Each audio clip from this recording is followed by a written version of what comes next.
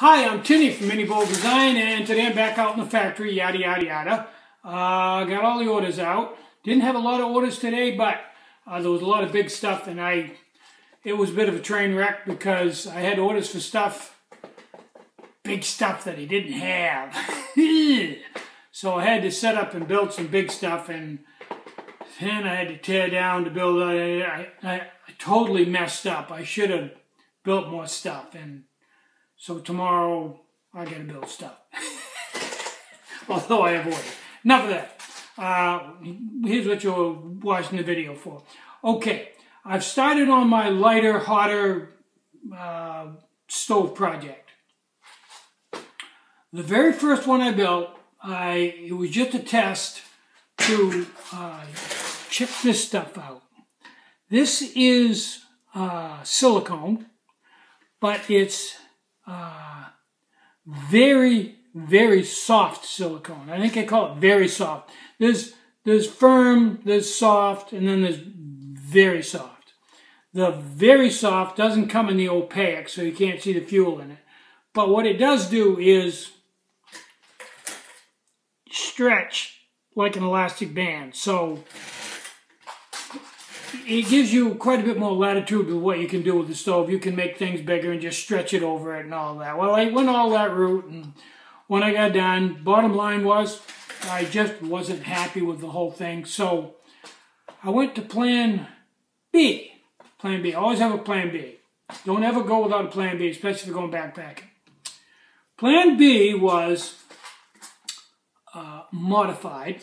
A guy ordered a Bongo 130 a while back, and real happy with it. I mean, tickled to death with it.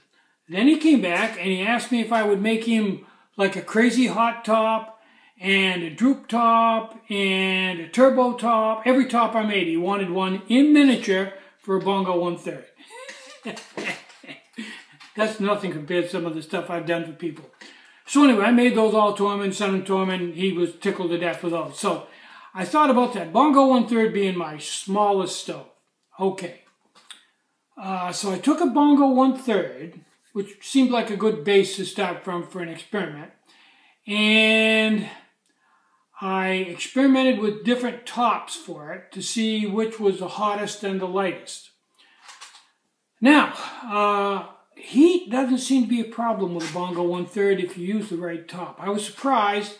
Didn't think with the small tube I would get enough fuel flow to really pump up a lot of wick, but I was wrong. It's not a problem at all. I got more alcohol than I need. So what I did was, I originally did a turbo top, and that was good. So then I did a turbo top with 2 felts, and that was better. And then I did this top, which is nothing more than just a flat platform to support 2 wicks with a center wick in it. And that's hot. I mean, that's crazy hot. And the beauty of it is, if you want to simmer with it, like all the wick stoves, just pull these 2 wicks off and use the center wick and you can simmer no problem. Or if you want to go in between, you can just use one of the donut wicks, and you get the idea. But anyway, this weighs by itself right here just about a ½ an ounce. And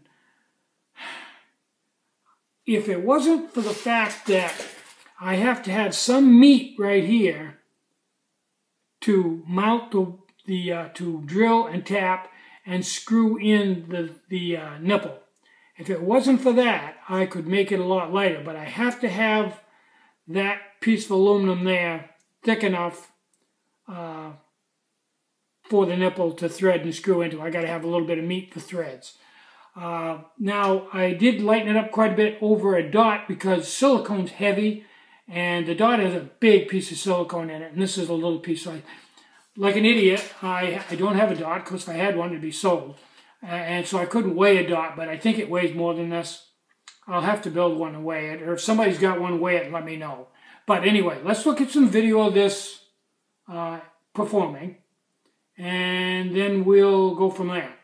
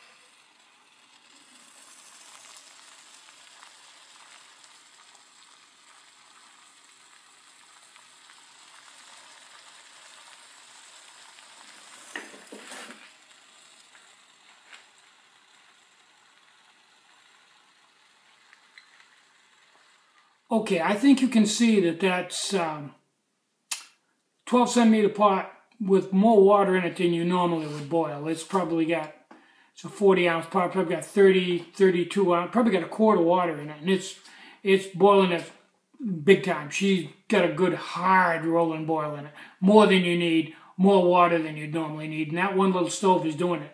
No problem, hands down. And it didn't take long to get there either.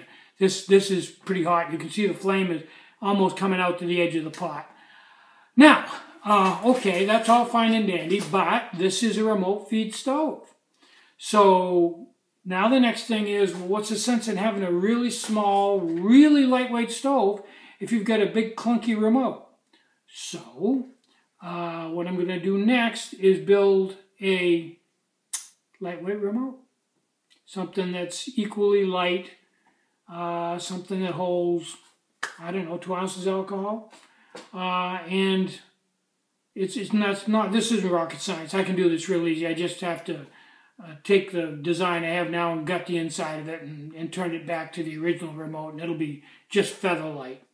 So anyway, that's where I am on the light and hot. And it's not a big thing to make these things hot.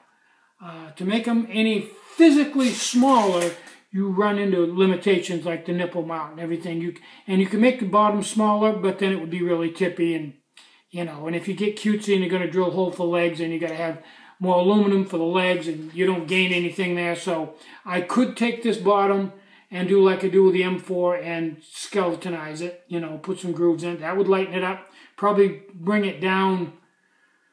I'm guessing that and a couple other little tricks would bring it down to maybe 0.4, which would be like 14 grams, 13 grams in there somewhere. And I think that's light enough, and I think this is small enough.